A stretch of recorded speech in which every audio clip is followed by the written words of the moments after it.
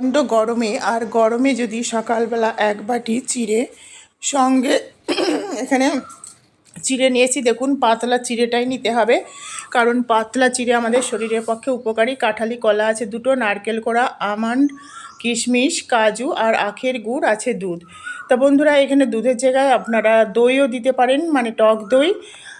এই এক বাটি যদি সকালবেলা খেয়ে নেওয়া যায় তাহলে শরীরের পক্ষে ভীষণ উপকারী। প্রচণ্ড গরমে পেটও ভর্তি থাকে সারা দিন, আর কাজ করতেও কোনো প্রবলেম হয় না, কোনো ক্লান্তি আসে না, শরীরে অনেক উপকারিতা পাওয়া যায় এবং পেটও খুব ভালোভাবে পরিষ্কার হয়। যাদের মানে পেটের প্রবলেম আছে, গন্ডগোল আছে, তা সমস্ত উপকারী উপাদান দিয়ে যদি সকালবেলা এক বাটি খেয়ে নেন তাহলে সারা দিনটা ভালো যাবে। আর মন ভালো থাকলে শরীরও সুস্থ থাকবে, শরীর সুস্থ থাকলে মন ভালো থাকবে।